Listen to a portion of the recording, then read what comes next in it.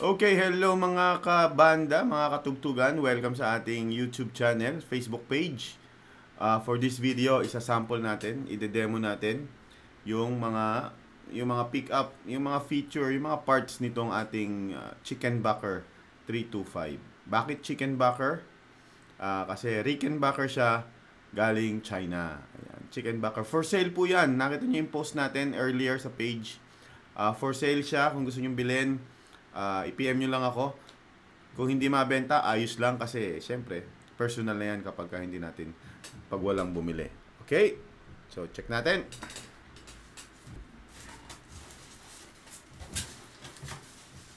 Ito siya.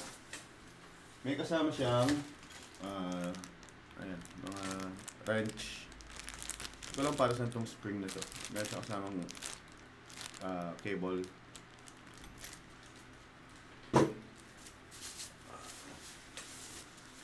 Meron siyang kasama, naikabit ko na eh. Yan, ito, yung kanyang, yan, nakadikit lang siya, hindi siya nakafix. Hindi ko pa siya sinifix. Ayan. So ito ang Chickenbacker 325 from China. For sale, kung gusto nyo bilhin, i-PM nyo lang ako. Kung ayaw nyo bilhin, o kung ayaw nyo, okay lang din. Magiging personal collection ko siya. Dito ko siya isasabit. Ayan. Okay, so i-demo natin. Okay, so meron siyang tatlong pick-up. Makikita nyo, ayan, tatlo. Isa sa neck pick-up, tapos yung gitna sa yung bridge. Tawag niya is toaster pick-up eh. Makita nyo may plastic pa siya. Oh. Ayan, papaset up natin to. Sana huwag natanggalin ni Boss Music Garage. So dadalhin natin ito sa Music Garage PH. Baka naman, ayan, papaset up natin. Sana sponsoran na niya itong video na ito. Ayan, so ayan, check natin yung mga pick up. Ayan,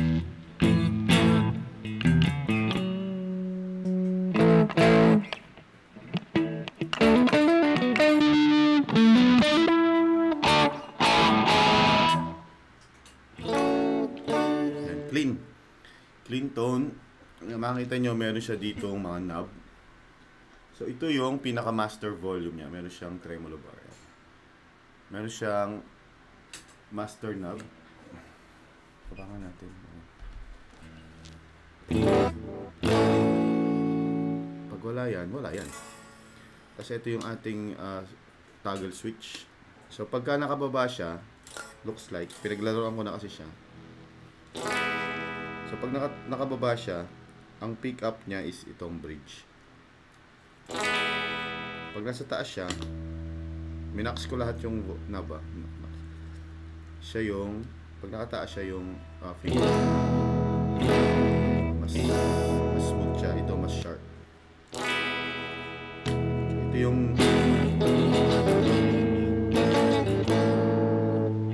yung finger, neck pick up sa taas, sa baba.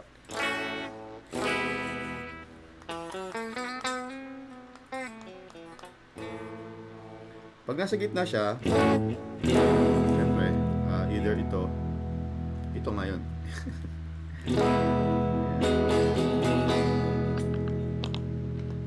Okay, so yung knob, kung papasan niyo yung knob, so itong dalawang to, ay para dun sa ating bridge pickup. So pag dinala natin sa baba, bridge pickup siya.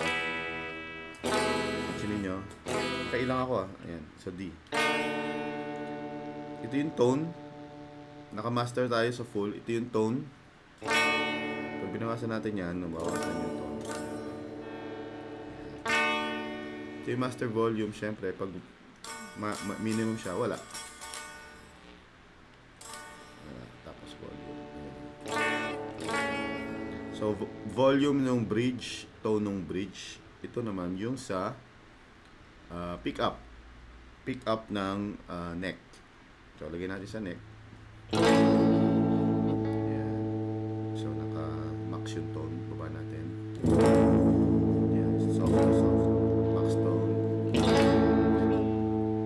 Sa neck pickup naman talaga soft. Tapos ito yung volume ng neck pickup. So, wala siya kasi naka-min. Okay?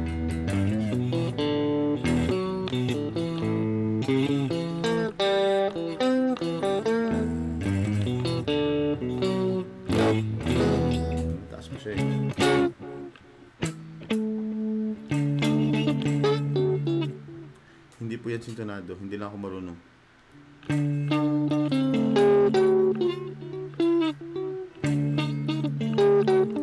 So kailangan natin siyang ipa-setup.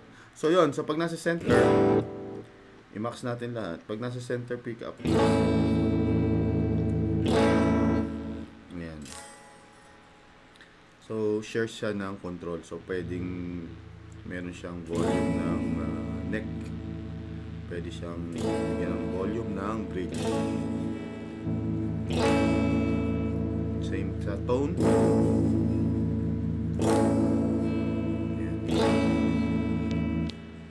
Yan. Yon, okay. Ganun lang, kasimple. So ipapaset up muna natin to sa Music Garage PH, saka tayo mag-demo, magko-cover ng mga rhythm section ni John Lennon.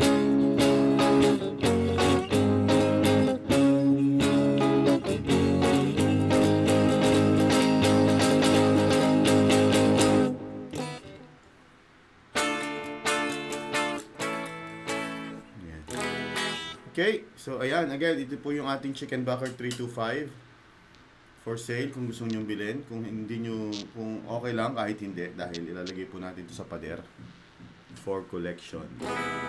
Okay?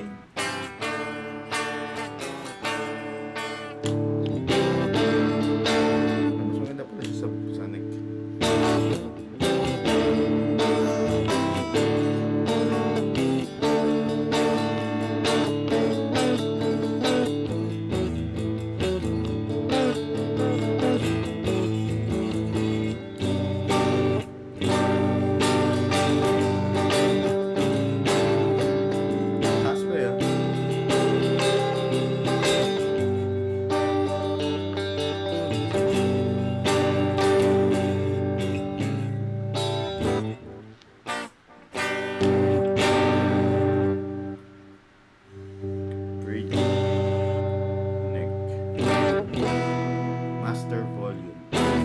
Okay, thank you for watching at hintayin natin after ma-setup ng Music Garage kung mas madali na siyang, mas masarap na siyang tugtugin.